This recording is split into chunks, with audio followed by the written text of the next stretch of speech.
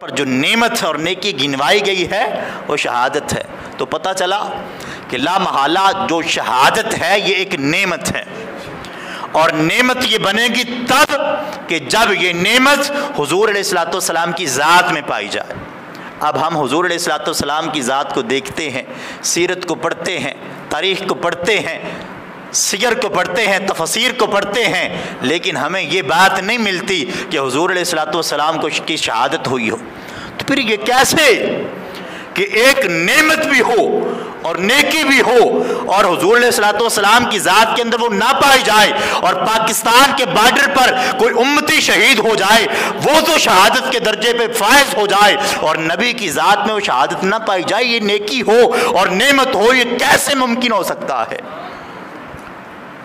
پھر آئیں دیکھتے ہیں کہ کیا شہادت حضور علیہ الصلوۃ والسلام کی ذات میں پائی جاتی ہے یا نہیں۔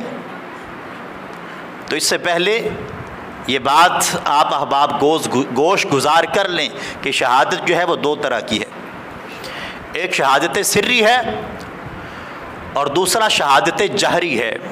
شہادت سری کسے کہتے ہیں؟ کہ کوئی بندہ ناحق قتل ہو جائے، کوئی اندھی گولی چلی، کسی نے ویسے کسی چیز اور شکار کو تیر مارا، وہ کسی انسان کو لگا جس وجہ سے وہ اس دنیا سے چلا گیا، اس کی موت واقع ہو گئی، اللہ تبارک و تعالیٰ اس بندے کو شہادت کا درجہ عطا کرے گا۔